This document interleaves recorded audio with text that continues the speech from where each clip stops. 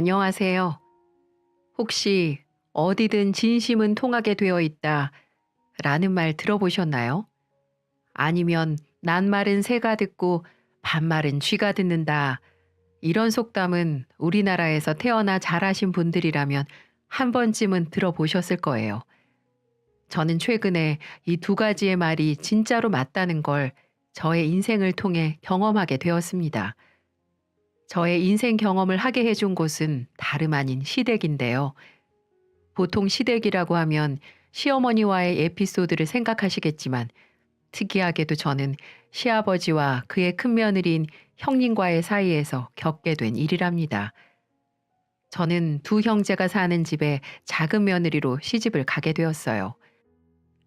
처음부터 시어머니는 일찍 돌아가셨기 때문에 시아버지 혼자서 두 아들을 키우며 고생을 많이 하셨었어요. 그래서 저는 이 집으로 시집을 가게 되면 시아버지를 저희 친정 아버지라고 생각하고 잘 모셔야겠다 생각을 했었죠. 하지만 시아버지의 생각은 저와 달랐습니다.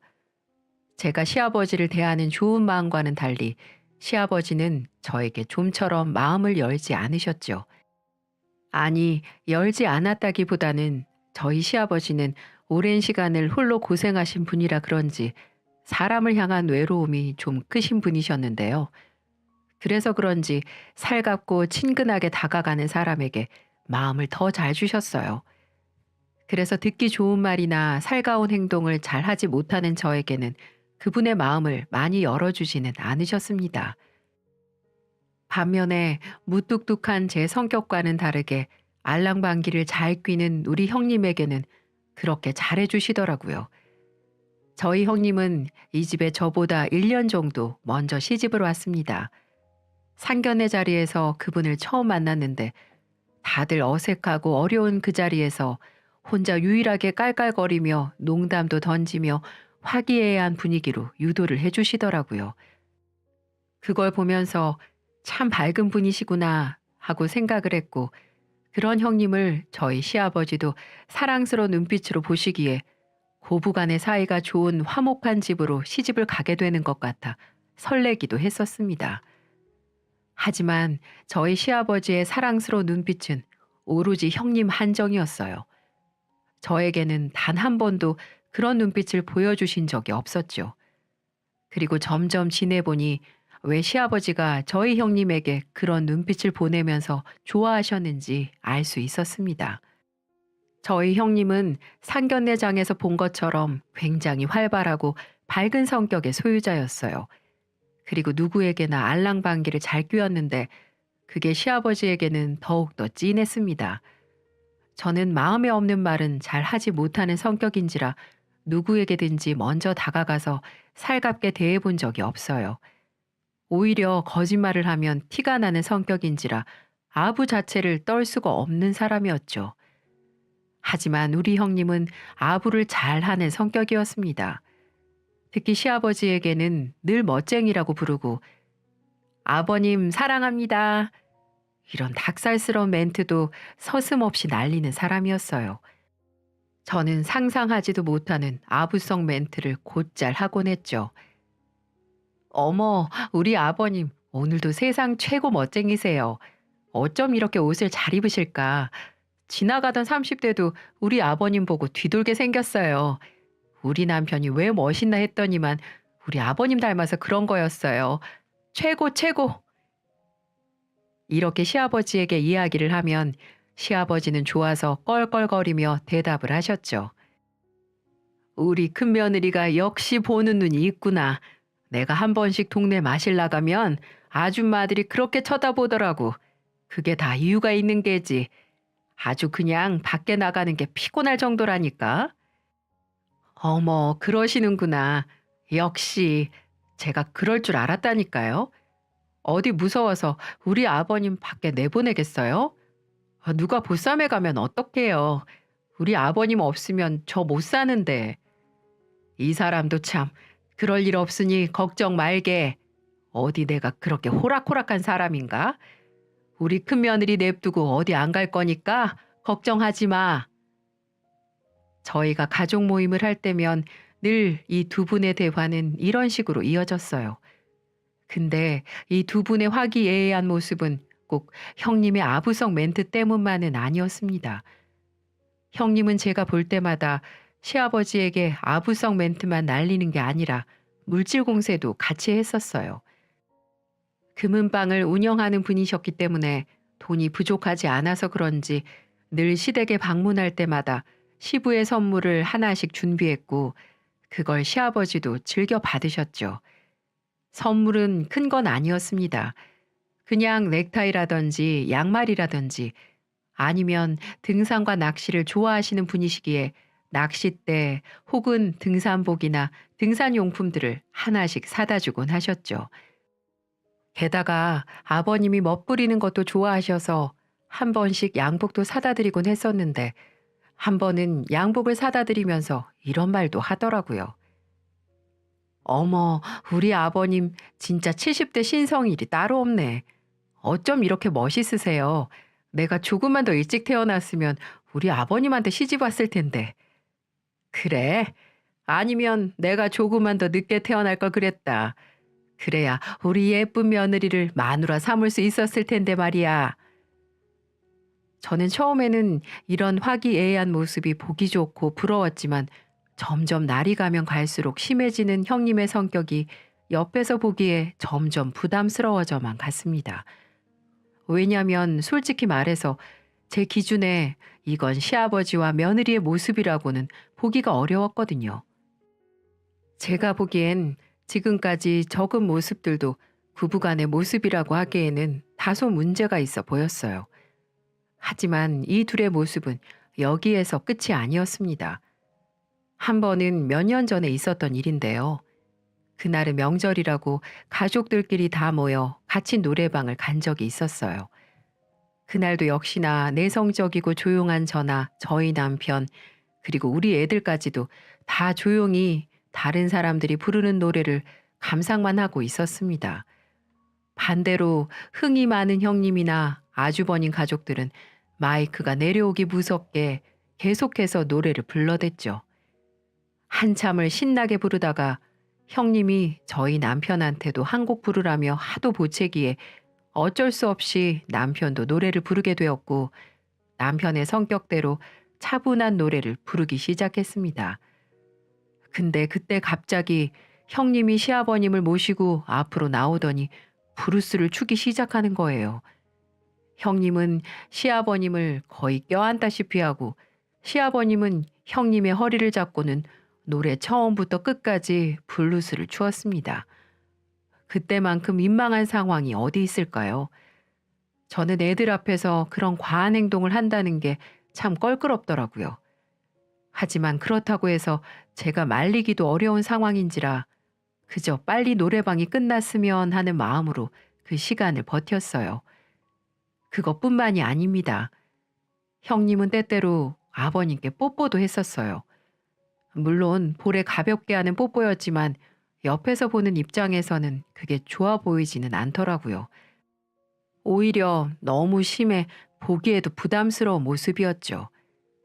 근데 더 이해할 수 없는 건 과한 며느리의 애정어린 행동들을 시아버님은 좋다고 받아준다는 거였어요. 앵앵거리는 콧소리를 내며 아부를 떨어대는 형님에게 늘 손가락 하트까지 날리며 사랑스러운 내 며느리 라고 불러주셨죠. 하지만 큰형님과 성향이 완전히 반대인 저에게는 늘 짜증만 내셨습니다. 왜냐면 저는 시아버지에게 어떠한 애정 행각도 하지 않았거든요. 오히려 늘 현실적인 이야기를 하며 잔소리를 하던 저였기에 저만 보면 늘 역정을 내셨어요. 저는 마트에서 일을 하고 남편은 일반 중소기업에 다니며 돈을 벌었기 때문에 넉넉한 생활 형편은 아니었습니다. 그래서 형님이 하는 것처럼 시아버지에게 물질 공세를 많이 하지는 못했어요. 대신에 가까운 곳에서 살고 있었기 때문에 자주 가서 집안 청소도 해드리고 반찬도 넣어드리는 등의 노력을 했었죠. 근데 저는 거기에서 그치지 않고 시어머니도 안 계시고 홀로 사시는 아버님이 늘 걱정이 되고 밖에서 혼자 사는 호랩이라는 소리를 듣지 않으셨으면 해서 아버님의 부족한 모습들이 보일 때마다 잔소리도 좀 했었어요. 저희 시아버지는 평생을 아주버님과 저희 남편을 잘 키우셨지만 물질적인 도움만 잘 주었을 뿐 청소라든지 집에서 밥을 해먹는 등의 모습들은 좀 부족한 편이었어요. 그래서 남편한테도 들어보면 옛날에는 밖에서 먹을 걸 사와 간단하게 식사를 했지 집에서 밥이나 반찬을 만들어 먹는 일은 거의 없었다고 하더라고요. 또 청소도 자식들에게 거의 다 맡겼다고 하셨어요. 그러니 자식들이 다 해주던 걸 이제는 그 애들이 다 결혼해서 집을 나가고 혼자 사시게 된 양반이 알아서 척척할 리가 없었습니다. 저는 그게 정말 안타까웠어요. 제가 시집을 갔을 때만 해도 시아버지는 60대 중반 나이셨는데 아직 정정하신 나이였는데도 불구하고 60년 인생을 평생 청소에 청자도 모르시던 분이라 그런지 제가 한 번씩 시댁으로 갈 때마다 개판 5분 전이라는 말이 딱 어울리겠다 싶을 정도로 엉망으로 해놓고 사시더라고요. 물론 가까이 사는 제가 수시로 가서 시댁을 돌봐드리면 되긴 했었어요. 원래부터도 시집을 올 때 혼자 사는 시아버지가 마음에 걸려 조금이라도 제가 보살펴드리고 싶어서 걸어 다닐 수 있을 정도의 거리에 집을 구한 거였기 때문에 제가 치워드리면 아무 문제가 되지 않았죠. 근데 저도 일을 다니는 사람이고 아이들도 있는데 시댁만 바라보면서 살 수는 없는 노릇이잖아요. 게다가 시아버지가 살 날이 아직 창창하신데 본인이 할 수 있는 건 스스로 해서 자신을 챙기는 게 더 옳은 게 아닌가라는 생각을 했었어요. 그래서 늘 청소도 안 하시고 챙겨드리지 않으면 안 드시는 식사를 본인 혼자 드실 수 있게끔 하고 싶어 계속해서 잔소리를 했습니다. 그럼 그때마다 시아버지는 호통을 치며 저에게 욕을 하셨어요. 나중에는 제가 시댁에만 가면 보자마자 욕부터 날리시던 거 있죠. 늘 아버님이 저에게 하시는 첫인사는 이런 내용이었습니다. 이 망할 년이 또 잔소리 퍼부으러 왔냐? 도대체 왜 너 같은 걸 며느리로 들여서는 마누라한테도 안 들을 잔소리를 들어야 하는 건지 모르겠다. 근데 저는 내성적이기도 해도 속에 있는 할 말은 다 하는 성격인지라 아버님이 저에게 욕을 하실 때 지지 않고 제가 할 말도 다 드렸어요. 아버님, 제가 있으니까 그나마 아버님 사람답게 하시고 사는 줄 아세요. 밖에 나가서 물어보세요. 누가 아버님 혼자 사는 줄 알겠어요. 맨날 입고 나가시는 옷이나 양복 같은 거 제가 이렇게 잔소리 안 하면 아버님이 스스로 세탁하시겠어요? 제가 일주일에 몇 번씩 와서 같이 도와드리고 또 역정도 내니까 그나마 말끔하게 하실 수 있는 거잖아요. 이게 또 잔소리. 그러면 하지 마. 맨날 하지 말라고 하는데도 지 마음대로 와서는 귀찮게 하고 말이야. 도대체가 살갑기를 해. 그렇다고 고분고분하기를 해. 지 시애비 보기를 아주 먹같이 하면서 지지 않고 할 말 다 하는 저에게 시아버지는 늘 화를 내셨지만 저는 굴하지 않고 그분을 뜯어 고치기 위해서 노력했어요. 아버님, 또 밥 먹고 설거지 안 하셨네요? 빨리 이리 오세요. 도대체 아버님이 애도 아니고 왜 매번 식사하시고 설거지를 안 하시는 거예요? 빨래통에도 보니까 빨래 그대로 쌓여 있고 빨래하는 방법 몇 번을 알려드려요. 이러다가 저희 없어지면 아버님 혼자 어떻게 사시려고요? 아이 걱정하지 말어. 너같이 천한 거 없어봤자 나한테 하등 문제 될 것 없으니까. 나는 우리 예쁜 큰며느리만 있으면 된다.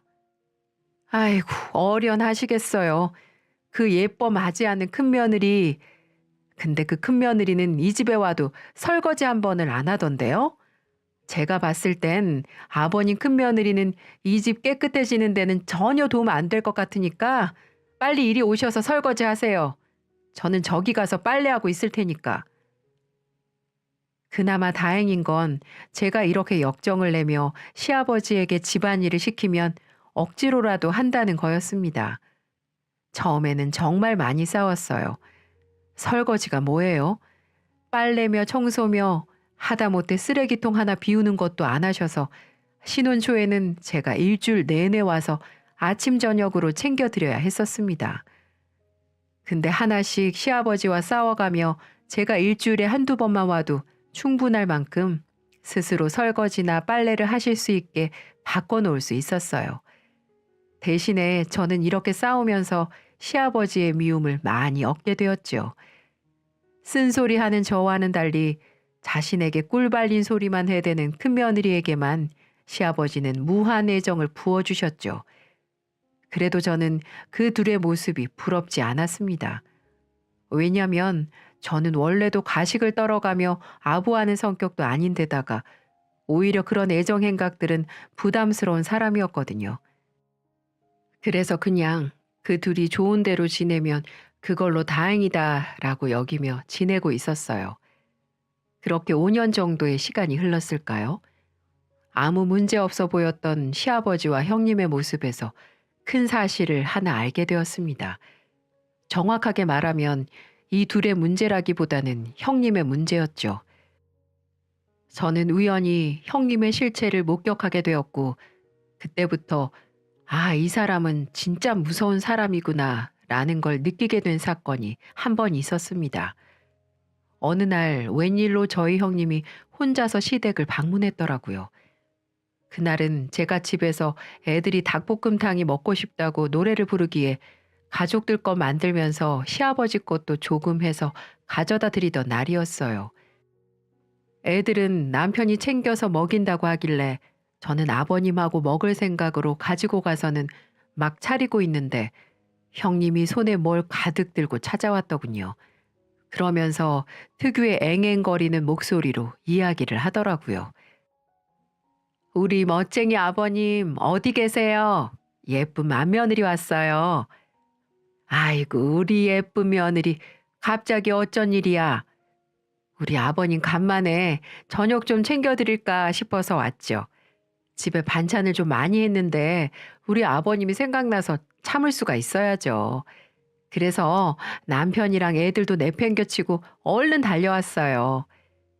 역시 나 생각해 주는 건 우리 맏며느리밖에 없다니까.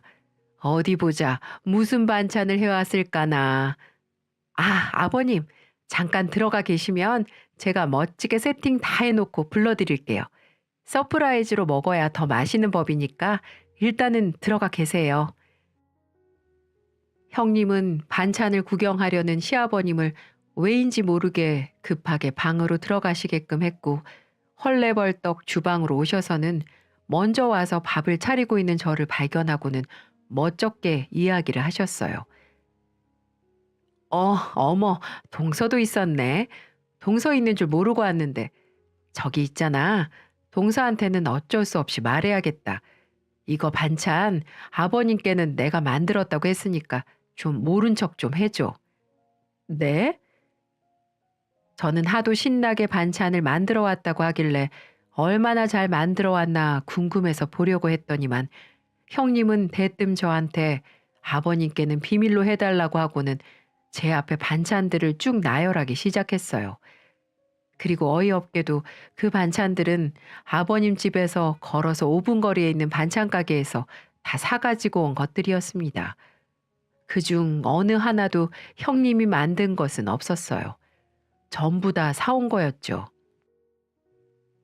동서 있는 앞에서 내가 좀 민망하네. 실은 만들어 오려고 했는데 내가 시간이 없어서 급하게 사올 수밖에 없었어. 아버님은 보고 싶지. 아버님 좋아하시는 거 하나쯤은 해오고 싶은데 바빠서 뭘 할 수가 없잖아. 그래서 그냥 급하게 집 앞에 파는 걸로 사온 거야. 그러니까 눈 좀 감아줘 동서. 민망하다는 듯이 이야기하는 형님에게는 알겠다고 했지만 솔직히 저는 속으로 좀 놀랐습니다. 아무렇지도 않게 사온 걸 본인이 만들어 왔다며 시아버지를 속이려는 모습을 보면서 그동안의 모습도 다 가식이 아닐까라는 생각도 들더라고요. 하지만 정말 본인 말대로 아버님께 잘하고 싶은 마음으로 했을 거라고 생각을 하며 넘어가려고 했습니다. 근데 문제는 형님은 그 뒤에 왜 이런 행동을 했는지 눈에 뻔히 보이는 행동을 이어가셨다는 거였어요. 제가 끓여온 닭볶음탕과 형님이 사온 반찬들을 셋이 앉아 먹고 있는데 역시나 저희 시아버님은 제가 가지고 온 닭볶음탕에는 일절 손도 대지 않았어요.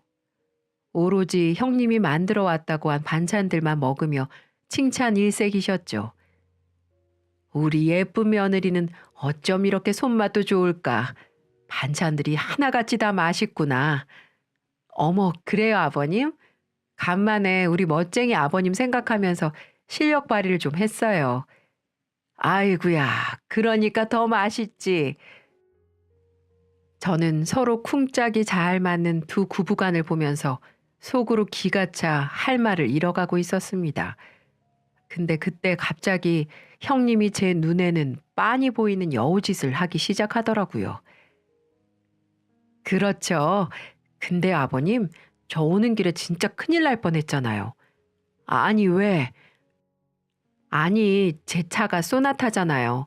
이제 탄 지가 한 5년 됐는데 갑자기 주행 중에 덜컹거리는 거예요. 다행히 시동이 꺼진 건 아닌데 갑자기 차가 움찔하니까 어찌나 무섭던지 이러다 차 사고로 도로에서 요절하는 거 아닌가 싶더라니까요. 아니, 그러면 안 되지. 얼른 카센터에 차 보내야 하는 거 아니야? 아휴, 아버님도 아시잖아요. 요즘 금값 비싸다고 사람들이 금은방일 안 와요. 그렇다 보니 차 고칠 돈도 없고 또 5년이나 탔는데 이걸 고치자니 차라리 새 걸로 사는 게 낫겠다 싶어서요. 이따가 남편한테 얘기 좀 해볼까 하는데 사실 그이가 요즘에 금은방이 잘 안 되니까 돈만 쓰자고 하면 생활비도 부족한데 무슨 돈을 또 쓰냐면서 하도 성질을 부리는 통에 말하기가 어렵네요. 그래, 금은방이 요즘 어렵단 말이지. 우리 며느리 차 타다가 큰일 나면 이 시애비 가슴 찢어지는데 그럼 이 시애비가 하나 사주랴? 네?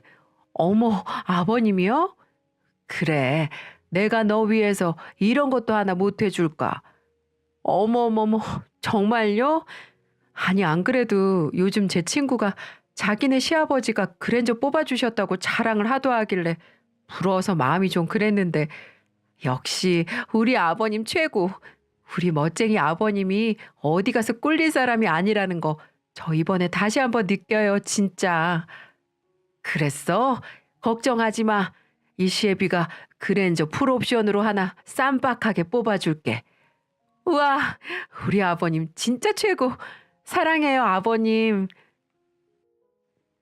형님은 차를 뽑아주겠다는 시아버지 이야기에 환호를 지르며 급기야 시아버지 볼에다가 뽀뽀까지 해댔어요. 저는 그 민망한 장면을 보면서 어이가 없기도 했지만 저한테는 한 번도 좋은 말을 해주지도 않고 지나가던 머리핀 하나를 사준 적 없는 시아버지에게 좀 서운한 마음이 들어 얼른 식사를 마치고는 집으로 와버렸어요. 그 이후 가족 모임 때 보니 형님이 당당하게 시아버지가 사준 걸로 보이는 그랜저를 타고 시댁에 왔더라고요. 그걸 보니 마음이 더 서운하고 어려웠습니다. 근데도 저희 아버님은 저의 시무룩한 모습은 보지도 않고 본인 큰며느리가 이 세상 최고인 양 굴어대며 둘이서 신나게 짝짝꿍을 해댔죠. 저한테는 애들이 있건 없건 또 망할년, 천한년이라고 이야기를 하며 차별을 해대셨습니다. 그 모습을 보면서 초등학교 5학년인 우리 아들은 저에게 물었어요. 엄마, 왜 할아버지는 맨날 큰엄마만 좋아하고 엄마한테는 욕해? 우리 엄마 속상하게 왜 맨날 욕하는 거야? 할아버지 진짜 못됐어. 진짜 미워. 제 마음을 알아주는 우리 아들 때문에 그날은 정말 눈물까지 날 것 같더라고요. 하지만 그렇다고 아이에게 할아버지의 험담을 할 수는 없어 좋게 이야기하고는 끝냈습니다. 큰엄마가 할아버지한테 잘하시잖아. 엄마는 큰엄마처럼 살갑게 못해서 할아버지랑 그만큼 안 친해서 그래. 그래도 할아버지 진짜 너무해. 아이들이 볼 때도 시아버지가 형님과 저를 차별하는 게 느껴진다는 걸 그때 알고 나서는 살짝 민망하면서도 비참한 생각까지 들었어요. 그래서 더더욱 시댁에는 잘 안 찾아가게 되었죠. 근데 또 이제는 제가 발길이 뜸해지니 시아버지가 다른 이유로 난리더라고요. 야, 이 망할 것이 왜 콧배기도 안 보여? 집이 개판인데 청소 안 해? 언제는 잔소리를 한다고 욕을 해댔으면서 이제는 시댁 청소를 안 한다고 성화를 내는 시아버지에게 저도 덩달아 소리를 질러버렸습니다. 아버님, 제가 무슨 아버님 시녀예요? 집 봐주는 가정부냐고요. 아무것도 안 하는 큰형님한테는 그랜저까지 사다 바치시면서 일주일에 한두 번씩 꼬박꼬박 가서 밥 차려드리고 청소 빨래 다 해드리는 저한테는 길바닥에 버려진 머리끈 하나 안 주워다 주시는 분이 왜 또 청소를 시키시는데요? 저도 자존심이라는 게 있어요. 맨날 아무 말 없이 아버님 뒷바라지 다 하니까 당연한 걸로 느껴지세요? 저도 마트에서 일하느라 바빠요. 그러니까 이제부터 저한테 이거 해라 저거 해라 하지 마세요. 저는 처음으로 아버님께 서운함을 내비치면서 전화도 먼저 확 끊어버렸습니다. 그랬더니 제 말에 더 화가 났는지 아버님한테 전화가 오고 난리가 났더라고요. 하지만 받지 않았어요. 저도 서운함이 극에 달해 이제는 아버님께 더는 잘해드리고 싶지가 않았거든요. 아버님도 화를 내다 제 풀에 지쳤는지 초반에는 저희 남편한테 전화를 해서는 제 욕을 막 하시다가 저희 남편도 그걸 받아주지 않으니까 아예 저희 쪽으로는 연락 한 통 없으셨어요. 저도 큰형님이나 잘 챙기면서 사시라고 냅두고 싶어 굳이 연락하지 않았습니다. 그렇게 거의 1년 정도 지났을까요? 명절도 다 건너뛰고는 시댁에 안 갔다가 그 다음 명절에 저희 남편한테 아주버님이 전화를 해서는 아버님께 그러면 되겠냐고 타이르시기에 마지못해 아버님 생신날 찾아뵙게 되었어요. 그리고 그날 큰형님과 저의 전세가 완전히 역전되는 사건이 터지고 말았습니다. 아주버님께서 저희 부부와 아버님의 화해를 돕겠다는 취지로 가족 모임을 주선하셨고 어렵사리 시아버지 생신날 온 가족이 모이게 되었죠. 그날 우리 애들도 다 같이 모였는데 그 애들로 인해서 집안이 거의 풍비박산이 날 만큼 큰 소리가 나게 되었죠. 형님네나 저희는 똑같이 일남 일녀를 키우고 있었고 둘 다 비슷한 시기에 결혼을 하고 애를 낳았기 때문에 양쪽 집안 자식들이 다 또래로 크고 있었어요. 형님네 아들은 6학년, 우리 아들은 5학년이었죠. 그래서 가족들끼리 모일 때면 애들끼리 모여서 잘 놀곤 했었죠. 그날도 아이들끼리 방에 들어가 놀고 있었고 저희는 아직 화가 안 풀린 시아버지와 이야기를 나누고 있었어요.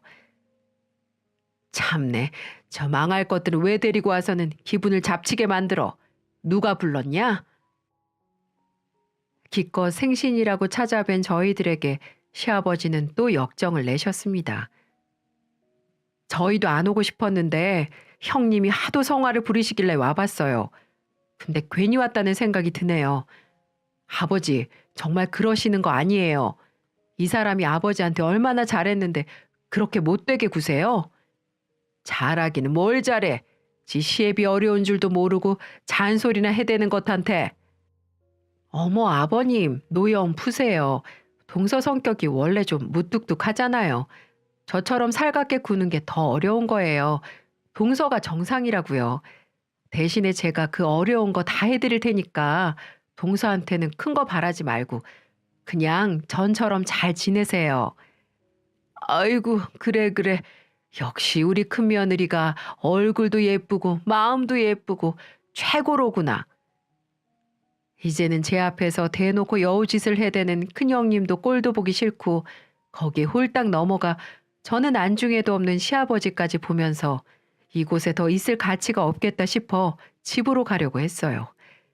정말 꼴불견 불려우 같은 짓을 해대니 도저히 그 광경을 못 보겠더라고요. 근데 그 순간 제 아들의 충격적인 행동에 시댁은 그야말로 초토화가 되고 말았습니다. 제 아들은 제가 시부에게 무시당하는 꼴을 보자 갑자기 거실로 나오더니 지 할아버지한테 뭔가를 들려주겠다고 하더군요. 아무도 예상하지 못한 상황이었어요. 그리고는 자신의 핸드폰을 들어 온 가족이 있는 앞에서 음성 메시지 같은 걸 하나 들려줬습니다. 그 음성 메시지를 듣고 난 뒤 시부는 거의 뒷목을 잡다시피 했습니다. 음성 메시지 속 내용은 큰형님네 첫째 아들과 우리 아들의 대화 내용이었고, 그 대화 속에서 대부분 이야기를 뱉어내는 사람은 형님네 아들이었습니다. 야, 우리 엄마 진짜 간사하다. 우리 반 여자애들이 진짜 뒷담화 잘하는데 우리 엄마가 걔네들 이길걸? 할아버지하고 통화할 때마다 멋쟁이 아버님 최고예요. 사랑해요. 이러면서 전화 끊자마자 우리 아빠한테는 토 나와서 이짓도 못하겠다고 맨날 그래. 언제까지 노망난 노인네한테 뽀뽀까지 해대면서 아부 떨어야 하냐고 한다니까. 그러고는 빨리 돼졌으면 좋겠대. 그래도 차 사주고 돈도 주고 이러니까 이 짓도 하지. 안 그러면 진작에 내다 버렸을 거라고 맨날 말해. 아들이 들려준 녹음본은 형님네 아들과 얼마 전에 통화했던 내용을 가족들에게 까발린 거였습니다. 평소 무시당하고 구박받은 엄마를 보면서 아들도 참지 못하고 세상에 공개한 거였어요. 충격적인 형님의 실체가 담긴 내용을 들으면서 당연히 시부는 충격을 받은 듯 했습니다. 그 내용을 들으면서 형님은 사색이 되어 저의 아들을 말려보려고 했지만 아버님이 직접 그 핸드폰을 빼서 듣는 통에 끝까지 다 들을 수밖에 없었어요. 음성 메시지가 끝나자마자 제 아들은 자신의 할아버지에게 이렇게 말했습니다. 할아버지 미워요. 우리 엄마한테 맨날 욕하고 엄마만 미워하고 큰엄마만 좋아해요? 근데 형이 다 말해줬어요. 큰엄마가 할아버지 앞에서만 좋아하고 뒤에서는 욕하는 거 다 들려줬다고요. 그 얘기가 나온 순간 형님은 얼굴이 하얗게 질려 도망치려는 자세를 취하는 거 있죠. 충격에 빠진 시아버지는 울면서 이야기를 하는 저희 큰아들의 소리를 들으며 그 이야기 속의 주인공인 형님을 호되게 다그치기 시작하셨습니다. 당장 바른 대로 말해. 이게 다 무슨 말이야? 아버님, 우리 애가 좀 농담을 한 것 같아요. 요즘 애들이 장난이 좀 짓궂잖아요. 그래서 그런 것 같아요. 아니에요. 형이 진짜로 큰엄마가 집에서 그렇게 이야기한다고 했어요. 그래서 큰엄마 무섭다고 했단 말이에요. 할아버지 불쌍하다고. 야, 너 안 닥쳐? 이게 어디라고 입을 그딴 식으로 나불거려? 급기야 형님은 저희 아들한테도 큰 소리를 내며 화를 냈고 본인의 큰아들까지 불러서 장난이라고 말하라며 다그치기 시작하셨어요. 하지만 이미 겁에 질린 형님의 큰아들은 제대로 된 대답을 할 리 만무했습니다. 그 뒤에 모든 상황은 점점 더 아수라장이 되어갔고 온갖 변명을 하며 자신의 아들을 혼내는 형님의 모습과 그 앞에서 울고불고 난리가 난 애들로 인해 엉망이 된 상황은 한 사람의 행동으로 인해 마무리가 되었어요. 짝! 놀랍게도 시아버지는 화가 난 표정으로 있는 힘껏 형님의 머리를 내리치셨고 형님은 그 자리에서 바닥으로 내팽겨져 쳐졌습니다. 모두가 놀라 지켜보고 있는 상황에 시아버지는 바로 말을 이어나갔어요. 이 나쁜 년, 이 천하의 나쁜 년아. 네가 감히 나를 속여? 감히 나를 농락해? 아버님, 죄송해요. 잘못했어요. 다시는 안 그럴게요. 제가 미쳤었나 봐요. 정말 죄송합니다. 한 번만 용서해 주세요. 다 필요 없고 당장 내 차랑 내가 준 5천만 원 도로 뱉어내. 이 꽃뱀 같은 년이 나한테서 피 빨아먹으려고 그동안 나를 이용한 거였어. 너 5천만 원으로 가게 전세금 오른 거 메꿨다는 것도 다 거짓말이지? 어디다가 썼어? 내 돈 어디다가 내다 바쳤냐고? 당장 내 눈앞에서 사라지고 내가 준 것들 도로 뱉어내! 당장! 그 대화 속에서 알게 된 사실은 제가 모르는 사이 또 아버님은 형님에게 돈 5천만 원을 보내주셨고 그 돈은 형님이 가게 전세금으로 받은 듯 했습니다. 정말 간이고 쓸개고 형님에게 다 해바친 시아버지의 모습도 어이가 없었지만 늙은 시아버지를 이용한 형님도 대단한 사람이라는 걸 다시 한번 느끼게 되었죠. 그날 완전히 쑥대밭이 된 시댁을 정리한 건 저희 남편이었습니다. 노발대발하는 시아버지를 남편이 말려 진정을 시켰고 형님과 아주버님은 완전히 죄인이 되어 아버님께 두 손 두 발이 다 닳도록 싹싹 빌다가 집으로 돌아갔습니다. 그 뒤에 저희는 망연자실해서 앉아있는 아버님만 좀 돌봐드린 뒤에 집으로 귀가를 했죠. 그리고 그날 이후 아버님이 저희를 시댁으로 부르셨어요. 그리고는 저희가 처음 보는 말투와 모습을 저희 두 부부에게 보이셨습니다. 애미야, 그동안 미안했다. 내가 눈에 보이는 것에 마음이 빼앗겨서 나한테 진심을 다해 잘해준 너를 막대했어. 정말 미안하다. 나이 먹는다고 다 철이 드는 건 아니야. 내가 이 나이 먹도록 여전히 철이 없고 사람이 덜 돼서 진짜 나를 생각해주는 너를 보지 못했다. 부디 용서해다오. 아버님, 큰며느리가 나한테 한 짓을 생각하니 처음에는 분하더구나. 근데 더 지나고 생각을 하니까 큰며느리 그늘에 가려져서 나한테 헌신한 너를 내가 보지 못했다는 걸 깨닫게 되었어. 그저 잔소리한다고 맨날 욕이나 했지. 묵묵히 진심을 보여준 너를 내가 못 봤다. 정말 미안해. 아버님, 이제라도 알아주셔서 감사합니다. 그리고 형님처럼 제가 살갑게 아버님을 대하지 못한 건 사실이니까 부족한 저의 모습도 용서해 주세요. 그리고 이해해 주시고요. 그럼 이해하고 말고 이제는 다 안다. 오히려 나는 이제 그런 모습이 다 가식이라는 게 너무나도 화가 나고 싫어서 당분간 큰애들은 안 볼 생각이다. 그리고 걔네들한테는 차고 돈이고 다 돌려받았어. 부족하겠지만 이건 어차피 내 거 아니다 생각하고 큰애들한테 준 거였으니 네가 받아서 써라. 네? 이거를요? 그래. 차는 뭐 정 타기 싫으면 팔아서 다른 걸로 사도 좋고 이 5천만 원은 너네 필요한데 가져다 써. 통장에 넣어놓으면 이자라도 조금씩 쌓이니까 보관하고 있던지. 아버님은 놀랍게도 저희에게 형님에게 줬던 그랜저와 현금 5천만 원을 주셨어요. 저는 솔직히 그 돈을 받지 않으려고 했지만 옆에서 남편이 그동안 제가 고생한 값이라고 생각하고 기분 좋게 받겠다면서 넙죽 가지고 오더라고요. 그걸 저도 그냥 그렇게 하라고 냅뒀습니다. 그 뒤로 형님네는 아버님의 마음을 돌리고 용서를 받기 위해서 하루가 멀다 하고 찾아와서 싹싹 빌고 있습니다.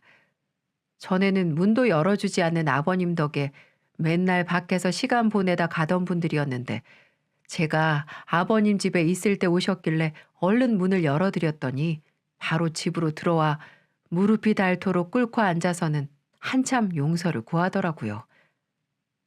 아버님, 제발 용서해 주세요. 언제까지 저희 안 보실 거예요? 잘못했어요, 아버님. 썩 안 나가? 여기가 어디라고 들어와? 애미 너는 왜 문을 열어줘? 한 번만 더 문 열어주면 너도 내쫓을 줄 알아. 하지만 그런 형님네도 아버지는 끝까지 받아주지 않으셨습니다. 오히려 문을 열어준 저까지 혼내시고는 본인 방으로 들어가 버리셨어요. 그게 벌써 3개월이 넘도록 이어지고 있네요. 제풀에 지친 형님네는 방문하는 횟수가 좀 줄어들긴 했지만 아직까지도 한 번씩 와서는 싹싹 빌고 있어요. 그리고 고집센 시아버지는 여전히 받아주지 않고 있고요. 저는 그 이후 아버님과는 거의 친구가 되어 정말 편하게 지내고 있는 중이랍니다. 이제는 제가 하는 잔소리에 아버님은 제깍제깍 움직이면서 집안일을 곧잘 하고 계세요. 그러면서 한 번씩 5만 원씩 용돈도 주시면서 저희 애들 치킨이나 시켜주라며 애정어린 모습도 보여주고 계시죠. 사람이 살다 보니까 이렇게 제 진심이 전달되는 순간을 맞이하게 되더라고요. 정말 현명한 우리 아들만 아니었다면 아직도 차별을 받으며 살고 있을 텐데 다행히 우리 아들 덕분에 제가 이렇게 복에 겨운 인생을 살고 있네요. 형님이 뭐 불쌍하다는 생각도 들지만 뭐 자업자득이겠죠. 그렇게 시부에게 뭐 하나 뜯어먹으려고 생쇼를 하다니 요즘은 제게 와서는 자기 말 좀 잘해달라고 제게 와서 아부를 떠네요. 어떤 극작가가 이런 말을 했더라고요. 우리는 오늘은 이러고 있지만 내일은 어떻게 될지 누가 알아요? 정말 이 사람의 말대로 영원히 시아버지의 차별 속에서 살 것만 같았던 저의 인생은 완전히 역전되어 오히려 큰형님께 갔던 사랑을 독차지하며 지내고 있습니다. 물론 저는 형님과는 전혀 다른 결로 시아버지와 화목하게 지내고 있지만 시아버지도 저도 서로에게 가장 편안하고 좋은 친구가 되어 너무나도 잘 지내고 있어요. 여러분, 제가 경험해 보니 사람의 진심은 통하게 되어 있습니다. 여러분도 주변 사람들에게 여러분의 진심이 보이고 보상받을 수 있는 날이 오기를 기대하며 응원할게요. 지금까지 저의 사연을 들어주셔서 감사합니다.